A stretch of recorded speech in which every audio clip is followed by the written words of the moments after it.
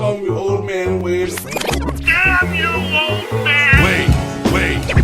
Old ass man. Shut up, old man. You smell like fart. No! Man! Old man. He's so old he got a podcast on cassette. Fuck, you're old. Damn it, Wade. And welcome to the Old Man Wade Show. I am your host, Old Man Wade, and I have a bonus special episode for you. It'll come out, so this week, you people are lucky you're getting 2 episodes in 1 week. I am recording with the host of the Thursday Throwdown Pocast. Introduce yourself, please. Hey, what's going on, everybody? This is Patsy the Angry Nerd. I am, as Old Man Wade just said, I am 1/3 of the Throwdown Thursday Pocast, and we actually had you on a couple months back discussing Black Panther, discussing Stacker Pentecost. That was a hell of a fun episode. Yeah, it was a hell of a night too, man. We both were thinking, we'll both be on for maybe a couple of hours. It ended up being like 4 hours of like just nothing but fun. Yeah. I kind of felt bad for Ian because he drove to Connecticut after we got finished. Sweet Christmas, man. When you told me he drove, I thought it was a joke. And then at the end of it, he was like, I gotta go. I'm like, oh, he really did drive here. I thought it was a he bit. drove up from Maryland. I was like, hey, whatever you want to do, man, that's you. Which is funny, my wife has a friend in Baltimore, and I asked him, like, how far are you away from X, Y, and Z? And I said, if I ever make the trip up there, we said we'd make sure that we meet up. He's a really good guy, man. We've been conversing just randomly on, like, silliness and nonsense and the Amalgamania, right? Yep. I always want to call it amalgamation, but I'm like, no, that's a DC Marvel crossover. Amalgamania, Yes. and so we've been talking about stuff like that and his side of that. But before we even get to the podcast, tell me about the Thursday Throwdown podcast. Throwdown Thursday. Throwdown Thursday. Why do I fuck that up like that? Everybody does that. Everybody switches them up. It's fine. Basically what we do is the way some folks will do like movie reviews or book reviews, what have you. We like to take different characters from all different types of media, whether it's movies, books, TV shows, video games. I mean, shit, we did an episode on Kirby a while back. The pink swallowing thingy? Yeah, a little... What? Dude. What is he? What is Kirby? I don't really think he has like a specific definition. I don't think he's I don't know, man. He's like a pissed off marshmallow. like he could be the Stay Puft Marshmallow Man's like illegitimate son. Like it's something like that. Like when he gets blown up at the end of Ghostbusters and all the goop drops all over people. Like I think he like kind of attached to someone like a spore, and, like spawned off of that. I don't know. That's my theory. So he's essentially like a Stay Puft Marshmallow Man symbiote. Yeah, that's a good way of looking at it. Yeah, so if it was like Stay Puft Marshmallow Man and Venom had a kid, this is what it would be. So, But sorry to cut you off. So what you guys do? Yeah, we do all kinds of different characters. We like to go in depth. What we try to do is if there's a TV show that's dropping soon, we try to do our character analysis because our shows come out Thursday and the movies tend to drop Thursday and Friday, so we try to coincide our character reviews for when that movie drops. Because there's a lot of, especially with the MCU, there's a lot of characters that people aren't overly familiar with, like Black Panther, like Doctor Strange. So what we like to do is, if we don't know a whole lot about those characters, we try to get folks who do, which is why, we had that epic Black Panther episode, because while I was familiar with the character, I didn't have the intimate knowledge that you folks had, that you and Justin and Ian had, and I still think that's the best show we ever did, as far as the amount of content we crammed into 2.5 hours, which was also our longest show. And which is funny because I'm not going to bring up I'm not going to talk about any secret plans that you got going on, but I think you guys have learned the lesson from that and making sure that you make sure you split it up between episodes and from what you guys got planned going on in the future. Oh yeah, we have a specific allotment of time that we have each cycle for the podcast, so we just recorded a couple of episodes last night for this cycle, And we made sure to make these episodes kind of shorter than usual so we could have a lot more time to devote for our upcoming show. And I don't mind plugging this upcoming show if that's all right with you. We will be doing a 2-part Infinity War massive crossover show. We're going to have several guests. I'm hoping you're going to be able to join us because I know you got a lot to say. Oh boy, do I. And like you, I also am a writer. I write for a couple of different outlets, and I did a couple of articles about Infinity War. One, where's the Soul Stone? I got guesses on where I think the Soul Stone is going to be.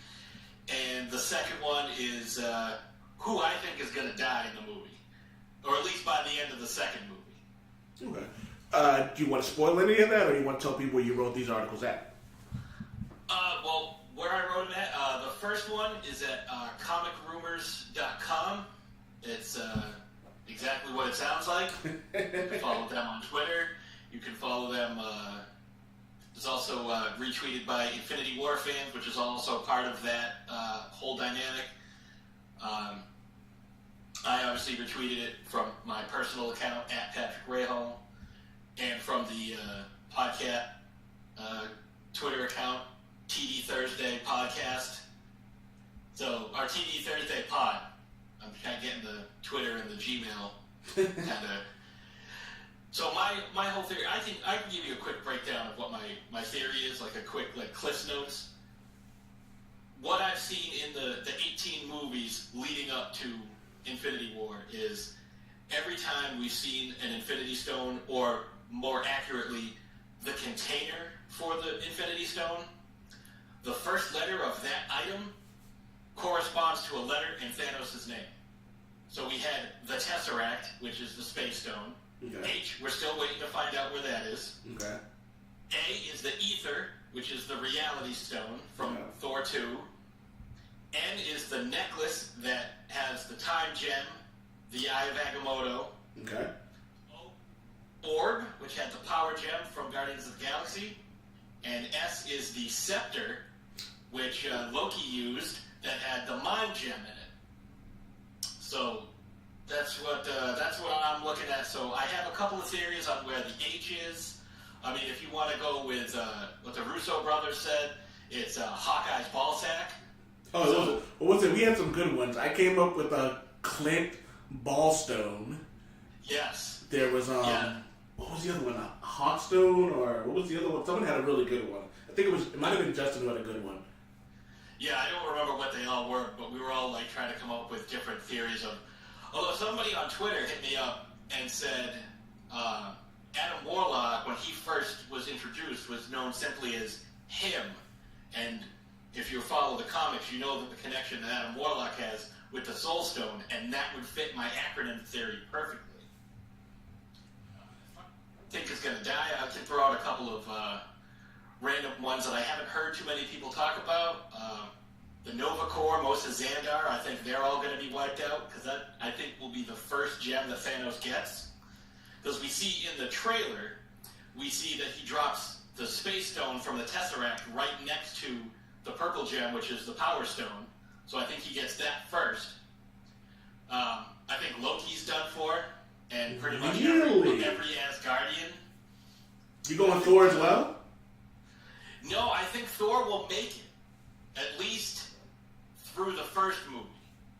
I think Iron Man's done. I think they're going to replace him with Peter Parker, the tech genius, or Shuri, the tech genius. Alright, so I have a theory on Iron Man dying. I think Iron Man dying won't die for two reasons. One, it's the obvious choice. Everyone has is about 90 to 100% sure that we're going to lose Captain America and we're going to lose Iron Man. Oh, yeah. I don't think we lose Iron Man. One, because I think it's the obvious choice. Two, I think Marvel talks Tony Stark into talks Robert Downey Jr. into continuing this franchise, because him in the movie is essentially like printing money. Everyone talks about how Iron Man 1 was the best movie out of the trilogy so far. Everyone talks about how Part 2 was very meh. I like Part 3, but everyone talks about how much they didn't like Part 3. but it's one of the top 10 grossing movies of all time. So Right. Robert Downey Jr. obviously, he's there. He makes money. In the comic book, we've seen Robert Downey Jr. as a member of the Guardians of the Galaxy. Yes. You put the two of those together, there's no way that doesn't equal $1 billion.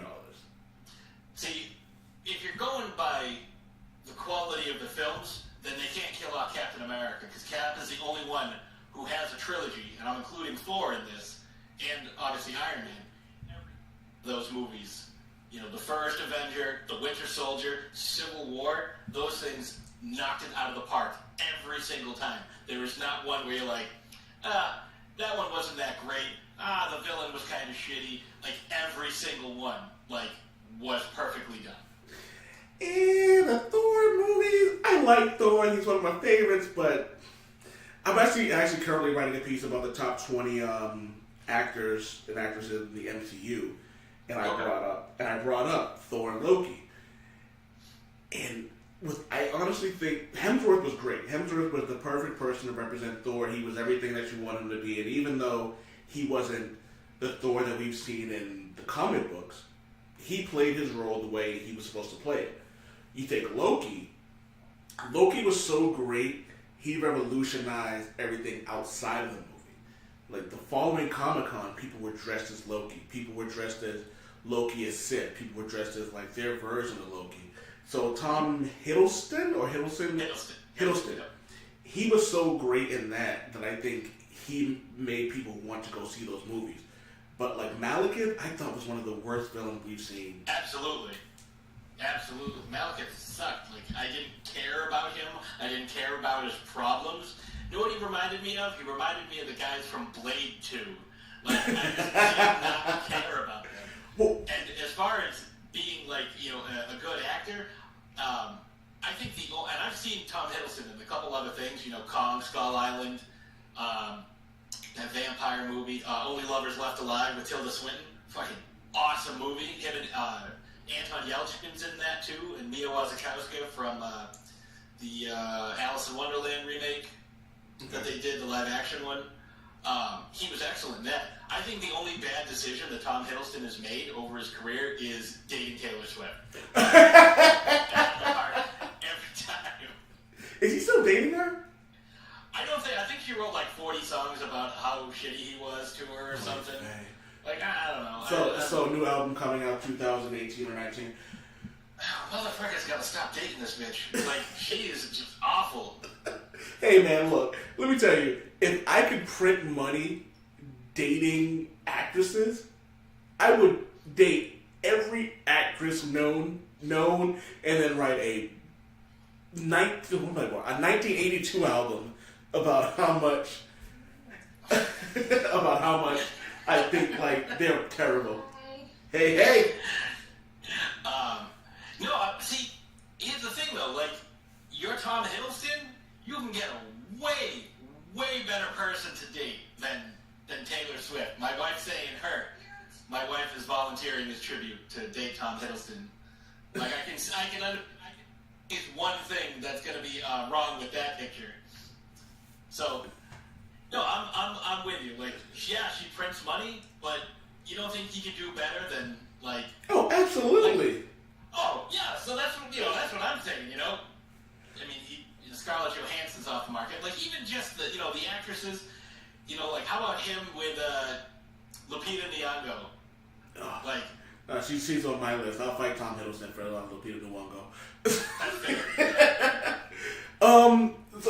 So on your show, you usually ask the guests who come on, you ask them a random question that they don't know previously, correct?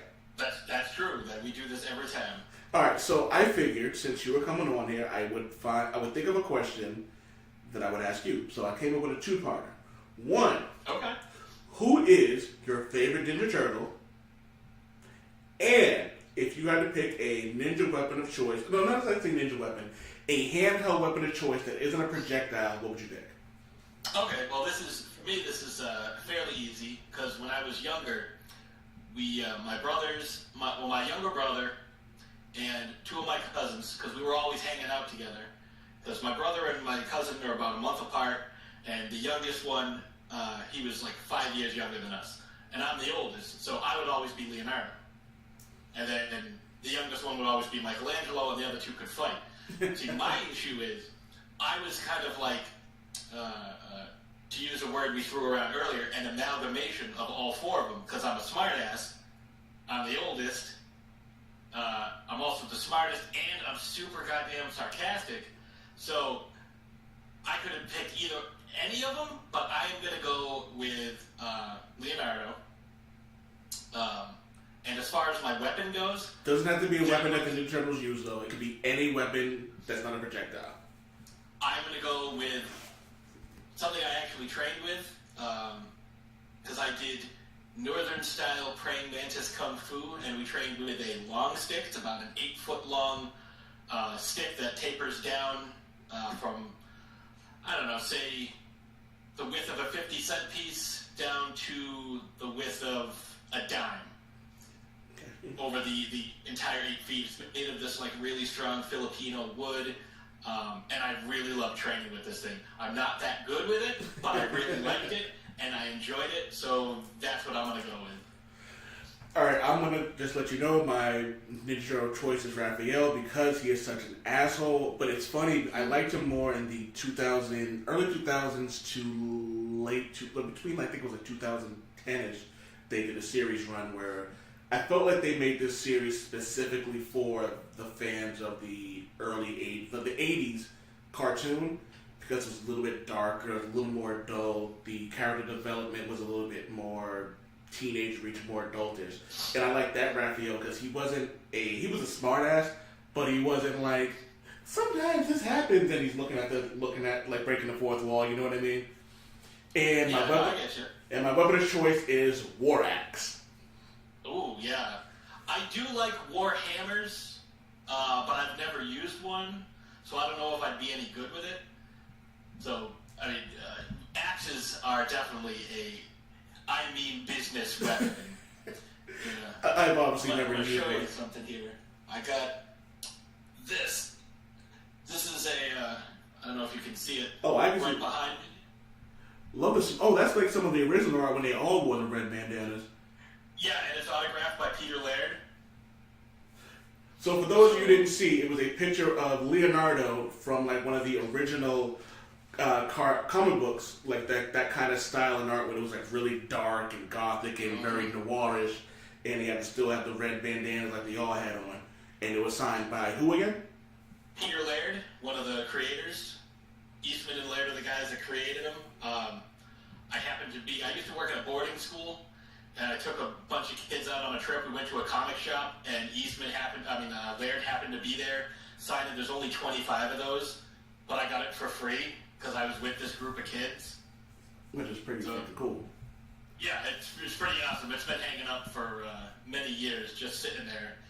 And people have asked me, like, oh, what do you want for it? I was like, nothing. Like, this is mine. Like, I'm not selling this. Yeah, some things you just don't give away, man. Like, it's like when I have a couple of friends, a friend of mine went to a Comic-Con, this was like years ago, and she got me this, she was like, hey, I have this replica Stormbreaker, like heavy, and I was like, really? And she sent me a picture of like how big it was, and like it was like solid metal. I was like, yes, bring that back.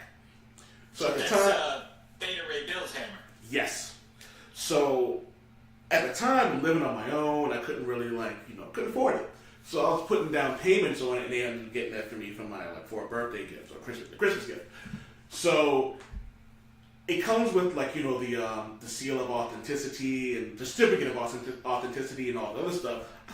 I don't need that. I just threw it away. I'm like, I'm never getting rid of this. But I'm with you. Yeah, I mean, I would keep it, just to be like, yeah, I have the certificate of authenticity because you never know, like, something crazy might happen. You might, like medical bills or some shit happen, and you need to part with something just in case. But like, go deep down, like, you'll sell one of your kidneys before you sell your Stormbreaker. Oh, that thing's so like bruised up now, man. Like I've gone through 3, 1, 2. This is the second move I've had to go through since I've had it, and I used to walk around with it. I used to drop it on the floor, bring it everywhere. So it's worth $1 at this point. I might be able to get $50 for it. I mean, it's one of those things that, like, it's one of those cool collectibles that, like, you're not going to get rid of. Like, I think probably my coolest autograph that I own is I have Ghostbusters autographed by Bill Murray. Nice. I don't have a certificate of authenticity or anything because, again, working at this boarding school, one of his kids went there, and so I met him on several occasions, and he signed Ghostbusters for me, signed a couple of movies for me, like I've given those away as gifts, but like Ghostbusters, touchable, like that doesn't go anywhere. Absolutely understand that. Like I only have one thing that I wish I still had was I had a signed picture of Mick Foley. Wizard came here 12 or 13 years ago, came to Boston, and they were at the expo over by it doesn't matter. They were here 12, 13 years ago, and Mick Foley just happened to be there. And at the time, I was going to wrestling school. And I couldn't produce any offense, but I could take an ass whooping like a champ. And that's what I told him. And I was like, hey, I'm not here to buy anything. I just want to talk to you and just say, like, I love everything you've done. Like, I'm in wrestling school now, and, like, blah, blah, blah, blah. I told him how much I respected him. And I walked away. And he goes, hey, comes back, signs a picture of him, and hands it to me for free.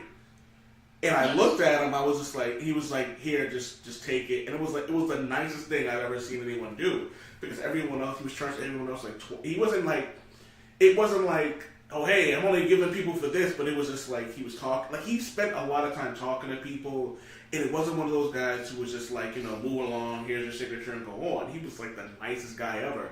Like, he, buddy of mine brought his book in, signed his book, and he sat and talked to him for a little while. He signed a free picture for me, and he was just genuinely a nice guy.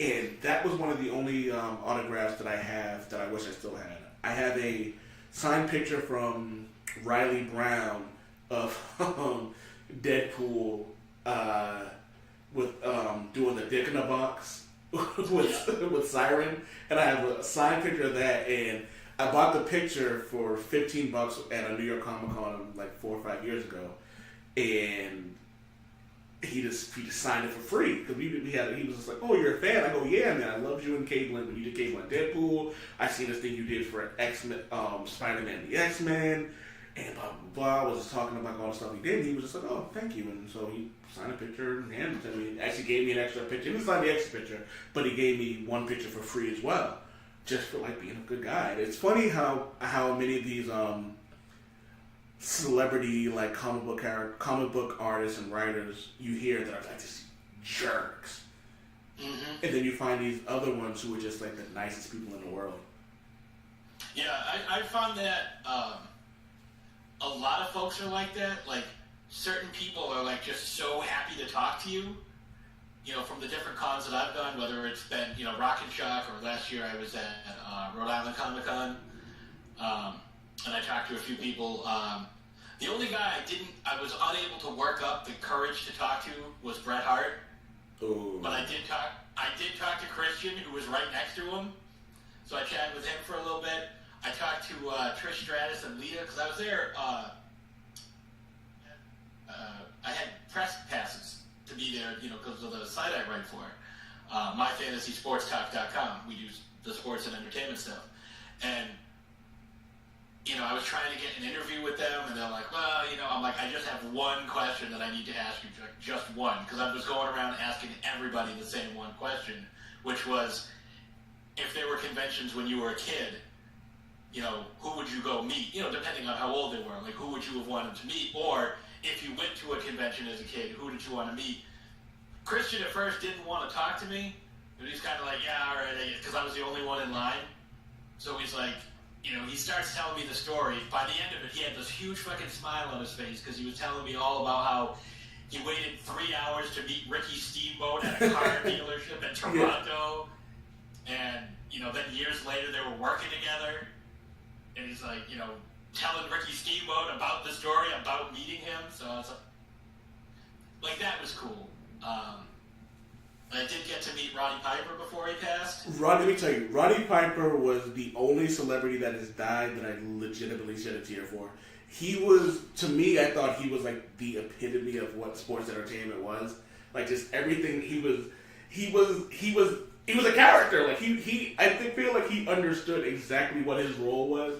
And then as time went on and podcasts became a thing, and you hear about like some of the terrible things that happened to him when he was coming up, and he started like doing interviews about like how he felt about the business and where it was going, and then seeing how people still reacted to him no matter how older he got. When the bagpipes hit and the drums were going, people stood up and cheered and they clapped. It was like people can say whatever you want about Hulk Hogan, like he's like what I mean, but Roddy Piper, like I think actually still commanded the same amount of respect that Hulk Hogan did.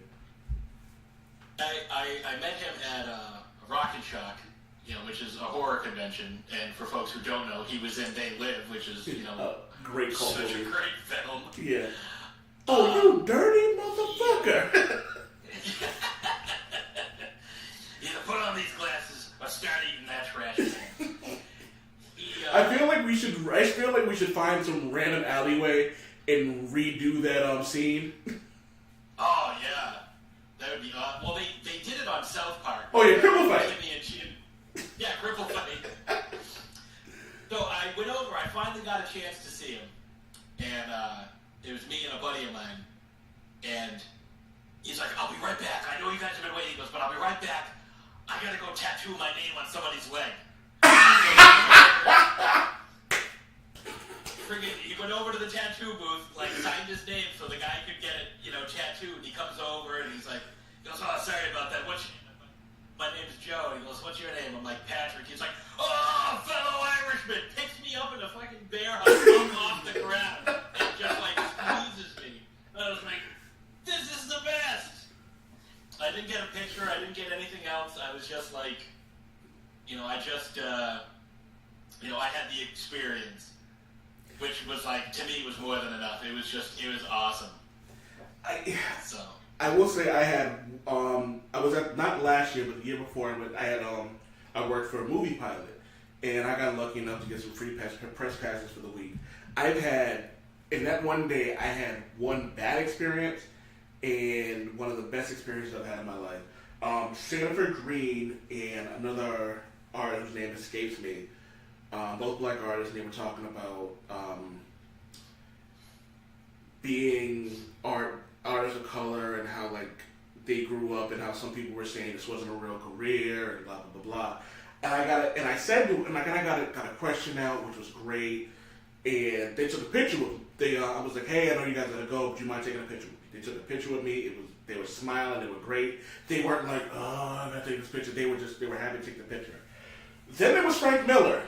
Oh Jesus! So I was in a panel with Frank Miller and the gentleman he worked with during the Dark Knight Returns series, and he just seemed like the most depressed and angry. Not even say angry, like the most depressed and bitter like person I've ever seen. And it was like you have these, and it was like I was lucky enough to get this because it was packed from the front row to the back with people who just wanted to see this guy. This was a guy that everyone really respected, like, you know what I mean? Mm-hmm. And it was like, and it's funny because it kind of looks like he should be in a Freddy Krueger movie. It was with the fedora and all that. And someone asked him a question. And his answer someone asked him, like, what would you suggest for people trying to get into the comic book business? And in a word, I have never seen anyone just suck the air out of it. He goes, "Don't." And I just went, wow. And then thankfully the gentleman with him made a joke and kind of like loosened up the air a little bit. And then he said something that made a lot of sense. He goes, when we started writing Batman in 19 whatever it was, DC was about to get rid of him because he wasn't making it. The character Batman wasn't making any money. Yeah, they almost sold him to Marvel, which would have been hilarious. And he talked about how he took this loser called Batman and turned him in, and then like made him a great character. And he said, you find a character that no one is paying attention to, and you make them great. So it was funny that you get this like angry guy who just goes, "Don't try," and then gives you some inspiration all in the same one. It was kind of funny. Yeah, I can see that. I mean, speaking of Batman and like people that are old, and how many people know who the fuck Bill Finger is? Everybody knows who Bob Kane is. Like that's a sad story right there. This dude died alone in his apartment with no money. Nobody found him for days. Meanwhile, Bob Kane's a friggin' multi-millionaire. Well, yeah, you also have, like, when you hear everyone contributes, like, Stan Lee to everything. And, like let's take Deadpool, for example. I'm not a Rob Liefeld guy. But everyone goes, Stan Lee presents Deadpool. And it's like, Stan Lee doesn't even like characters who use guns. And one of his top sellers are Deadpool. You know what I mean? But they always give the credit to Stan Lee. Even though Deadpool was supposed to be a joke. Based off of Deathstroke. I was gonna say rip off of Slade Wilson. So, I hear you, man. It's funny, like when you meet people and like some of them are like you have no idea like how these people are gonna react to you and like how you're going to what your interaction is going to be. Sometimes it's like super positive. Like I met a couple of guys that were like Michael Bain from Terminator and Aliens. He was nice enough. Like I think I was 27 at the time. Yeah, it was 2008. I had just published my first book, and I was asking people to take pictures with my book. As like a way of promoting things. This is this 10 years ago. As much social media and stuff that there is now. And, like, I don't even think MySpace was really, like, that big of a thing. No, not yet. No. And, I got him to take a picture, Tom Savini, Ashley Lawrence from Hellraiser, Zach Galligan from Gremlins, Danielle Harris from Halloween. Like, all these people were taking pictures with my book, and I was like, this is, like, one of the coolest things. Like, you can kind of see it above, like, right where I'm pointing. Like, there's a big poster that my wife made me with, like, all these different people holding my book that,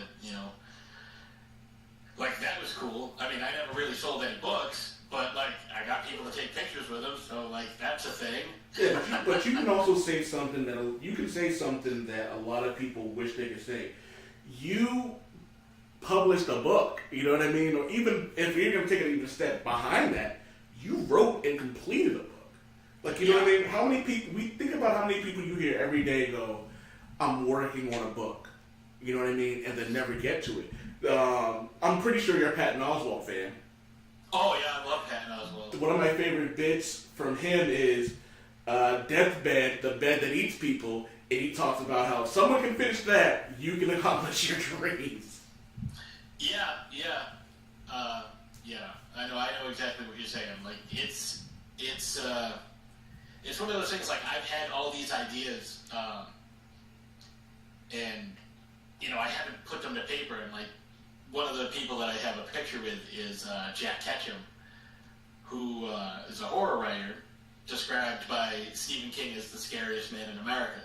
Nicest friggin' guy you'll ever meet. He recently passed away.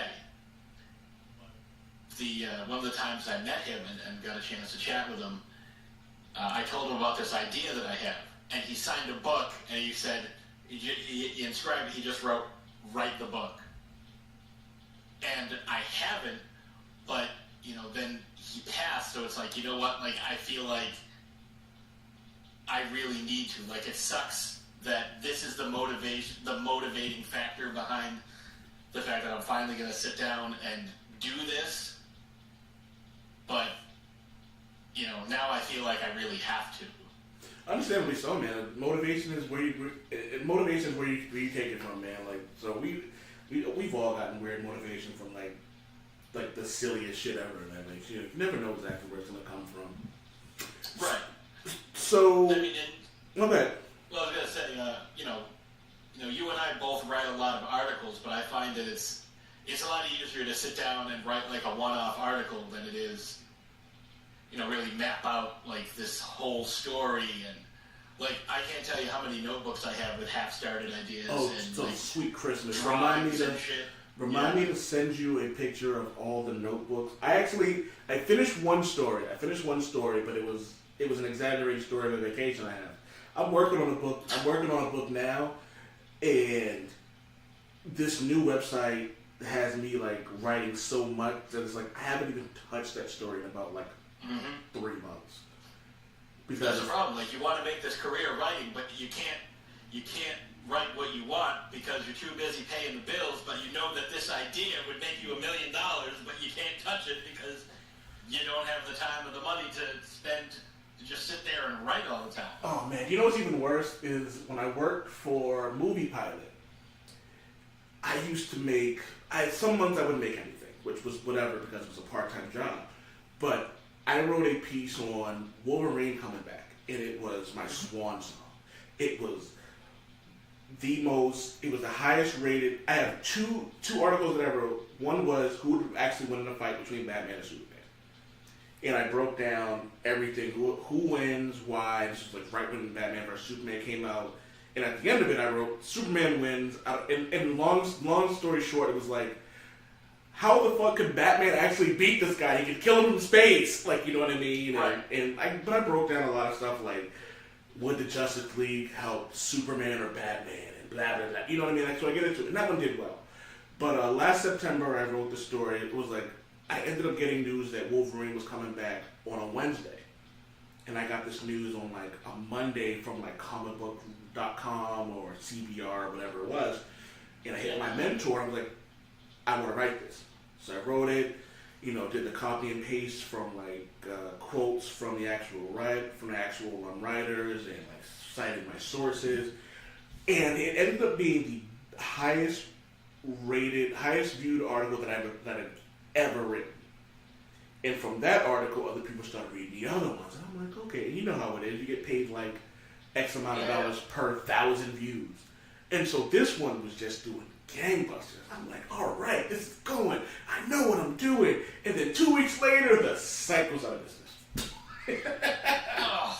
But there's a funny story behind this, though. My mentor, Samuel Harries, he said to me, beginning of 2017, he asked me, what do I want to do? He goes, what do you want out of this site? And it was kind of a complex question. I was like, I want to write. He goes, no, do you want to put out clickbait? Do you want to become a better writer? He goes, because if you just want to pump out articles, that's fine. But he was like, do you want this, but do you want to become a better writer? And so because of him, I didn't make a lot of money last year. I actually spent more money on comic books than I did making money on comic books. Yeah. But I became a better writer. And I applied for Fansided, which is on Bam Smack Pal's mother company. And they turned me down last year, which was funny. And then come end of November when I applied for them again, they took me in. It was funny. It's funny what a year can make when you're trying to be a writer. And I just really just said that just to tell people, like, just because you apply for a website, you apply for like a writing gig or whatever, did they say no? They might want you in a year. So. But, it's just no for right now. Exactly. It's no for right now. There's no such thing as no unless you're not a Republican. Moving on.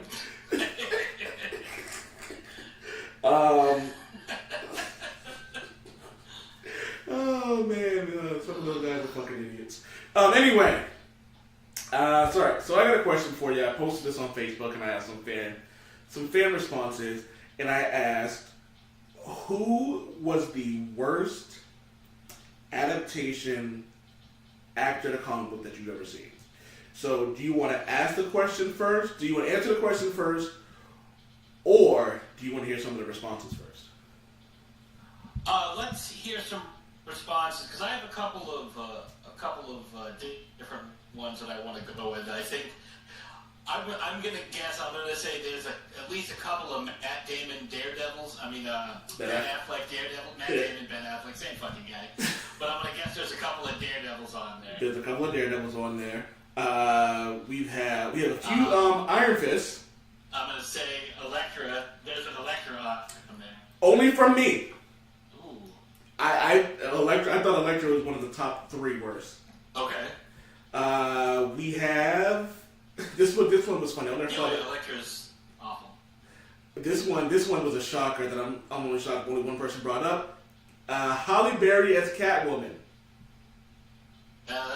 See, I don't even consider that a movie because it's not even like it's not really DC. Like it's just, hey, we have this character and we're gonna kind of make her seem like she's Selena Kyle, but she's not. Yeah, my co-host, Super Bowl Hobby, all he did was post a picture of Nicolas Cage turning into Ghost Rider. And you have to always start with the asterisk. Academy Award winner Nicolas Cage. My buddy Brian. I know.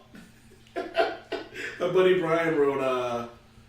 He posted a picture of. Man, I can't remember his name. David Hasselhoff as Nick Fury, which, fun fact, is the only movie I have literally got up and said, "Nope, not finishing this."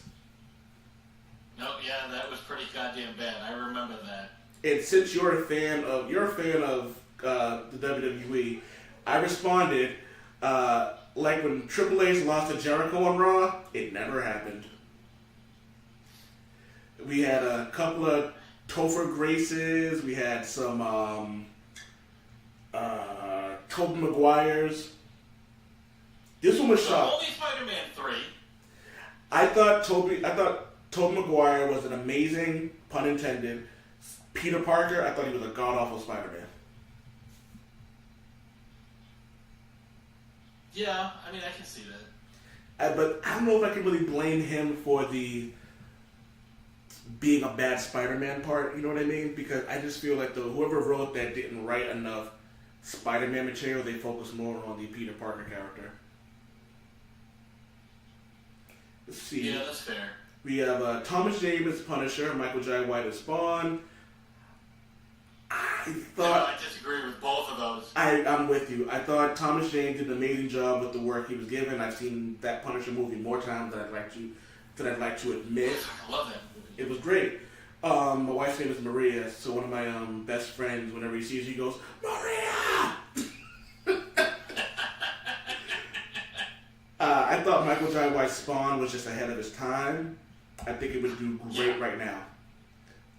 What else do we have? We have a bunch of George Clooney Batman. We have some Batman and Robin, which I think if people watch it as a comedy, they'd enjoy it. It was designed to sell toys. Like, that's literally what they did. Like, they had a contract with McDonald's to sell toys and the goddamn Happy Meals. That's why it looked the way it does. My buddy Steve. Like, that's not even a joke. Are you serious? Yeah. That's literally why the things look the way they do, why the suits look the way they do, why they have all the weird, like, contrasting colors. It's because it was merchandising. That's what it was for. Merchandising. My buddy Stevie goes. My buddy Stevie goes. Warner Brother is the devil for that movie. My homegirl Kim, she goes. Eric Bana. Dr. Bruce Banner is supposed to look like an average Joe, not some brooding sex bomb. Okay. Then the comment was Eric Bana is one of the all-time worst. Sorry, I'm trying to read this.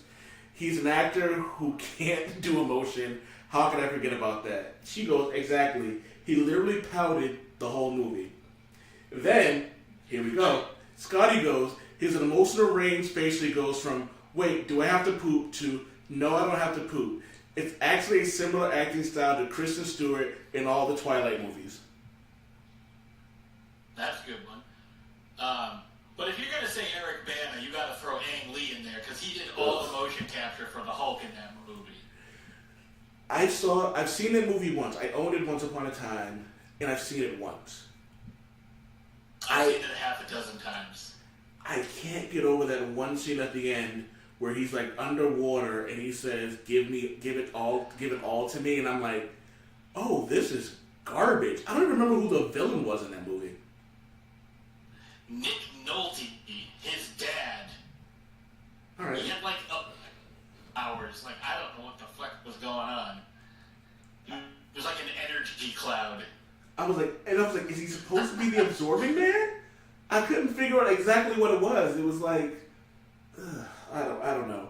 My buddy Ken went on a rant, and he goes, Halle Berry's Catwoman, Nicolas Cage's Ghost Rider, both the guys who played Doom, the entire cast of the Fantastic Four, the entire cast of Spider-Man 3, the entire cast of the reboot of Spider-Man 2, Kurt Russell in Guardians of the Galaxy 2, Terrence Howard in Iron Man, the majority of the cast of X-Men Last Stand, the majority of the cast in X-Men Apocalypse and X-Men Apocalypse, everyone involved in the Angry Hulk, everyone but Will Smith and Viola Davis in Suicide Squad.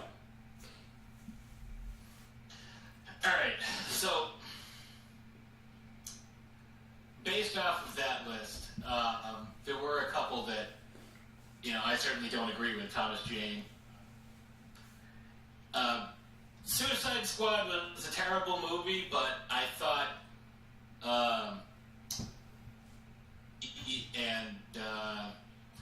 Carla Delevingne did, or Cara Delevingne, whatever the hell her name is, the girl with the super eyebrows from Valerian. She did a good job.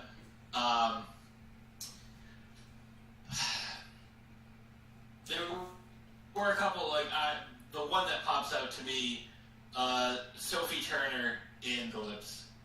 I don't think she's a very good Jean Grey because she can't keep an accent straight. So she's Halle Berry from the first X-Men movie. Yeah, and they're doing the freaking Dark Phoenix saga with her that comes out later this year. No. Next year. I don't think she's... They pushed it up to 2019. Oh, it's next year now? They switched the... actually, it's funny. I actually wrote a piece about this. Alright. Well, they probably switched... give her. So they switched the... which I'm excited about because I didn't know they were doing this. They switched the Freddie Mercury biopic to November and the Dark Phoenix to February. It's a Freddie Mercury film, to be honest with you. I mean, even that name sounds like a superhero name. Like, I'd rather watch a Freddie Mercury superhero movie than Sophie Turner. Not Freddie Mercury superhero movie, but it's called Bohemian Rhapsody. And I'm like, that alone, I was like, wait, they're doing I don't care what it's about. I just want to see. I would rather see him as a superhero. Oh, absolutely. I mean, let's be honest. He kind of was a superhero. I mean, if you're gonna make a Freddie Mercury superhero movie, you gotta have him teamed up with David Bowie. Like, oh my god, that's just the way it is. Can you imagine like Michael Jackson? Can you imagine a superhero team of Freddie Mercury, David Bowie, and Prince? Oh, yeah. Well, who would the villain be? Michael Jackson.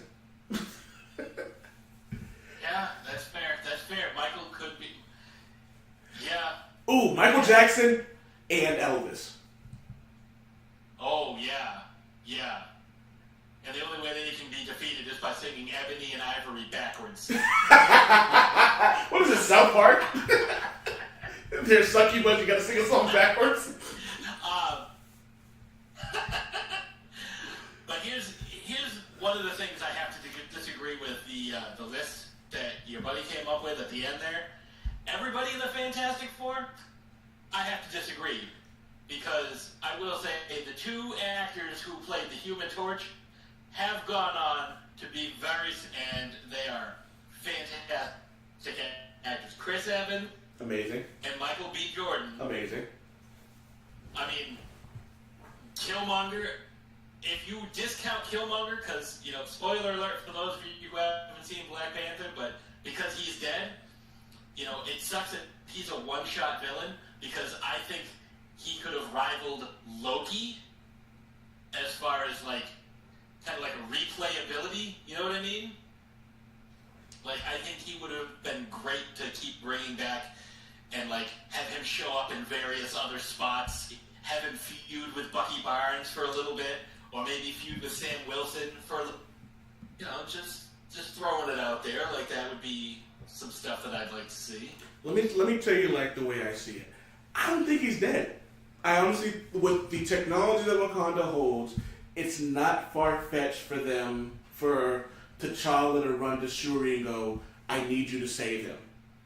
You know what I mean? Like, so he pulls the thing out, and I'm assuming that the suit he wore probably, like, sealed back up, and who knows what happens when that happens. Does it cauterize a wound? Blah, blah, blah, blah, blah.